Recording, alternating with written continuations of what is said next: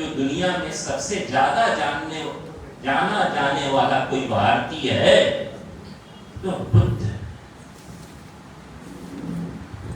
बुद्ध ने बहुत महान संदेश दिया है, जो मैं मानता हूं कि किसी भी गुरु के द्वारा अपने शिष्यों को दिया गया सबसे महान संदेश है।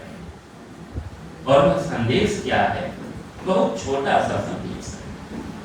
अपदीपो भव, अपना दीपक स्वयं बनो, किसी पर आश्रित ना रहो, अपनी मुक्ति तुम स्वयं करो, किसी शास्त्र यानी गुरु, किसी परमेश्वर पे तुम आश्रित ना रहो। ऐसा बुद्ध है।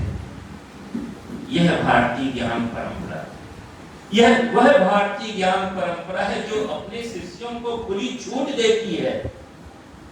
पूरा उपनिषद प्रश्नोत्तर के रूप में, संवाद के रूप में हमारे धर्म ग्रंथ हैं, चाहे वो रामायण हो चाहे महाभारत हो, सब में संवाद भरे हुए हैं।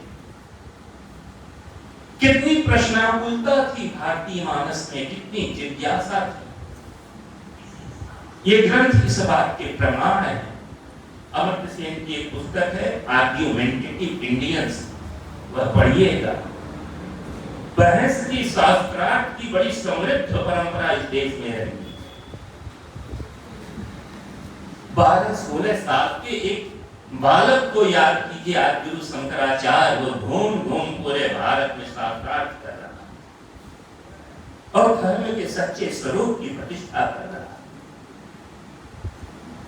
दयानंद जब आर्य समाज की स्थापना करते हैं, सरकार विकास लिखते हैं, वो भी घूम घूम शास्त्रार्थ कर रहे हैं कि आओ आमंत्रण। शास्त्रार्थ मतलब आमंत्रण। यह हमारा मत है, या तो तुम मेरे मत को स्वीकार करो या तो मेरे मत का खंडन करो। ऐसी खुली छूट विचारों का ऐसा जनतंत्र भारतीय ज्ञान परंपरा है। अन्यत्र आपको कहां ऐसा। तो यह विचारों के प्रति जो सहिष्णुता का भाव है, जो एक खुला दृष्टिकोण है, आदि गुरु शंकराचार्य ने अद्वैतवाद का सिद्धांत दिया। और देखिए वाद के वैष्णव आचार्य जो हुए हैं, कोई विशिष्टता द्वैत की बात कर रहा है, कोई द्वैताद्वैत की बात कर रहा है, कोई द्वैतवाद की बात कर रहा है। मत भिन्न है लेकिन वैमनस्यता नहीं। भिन्नता है लेकिन वैमनस्यता नहीं है। भारतीय ज्ञान परंपरा इस भाव को संवर्धित करने वाली ज्ञान परंपरा। इसी नाते भारतीय ज्ञान परंपरा में, भारतीय वांग्मय में काफिर का कॉन्सेप्ट नहीं है, विधर्मी का कॉन्सेप्ट नहीं। हमारे लिए सभी अपने।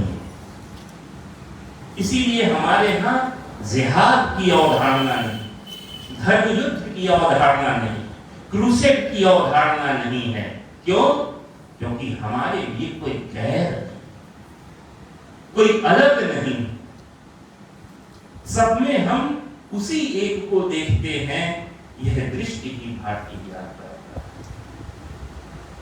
अब मैं आता हूं भारतीय ज्ञान परंपरा की जो कुछ महत्वपूर्ण विशेषताएं हैं। पहली बार जब पढ़ा मैं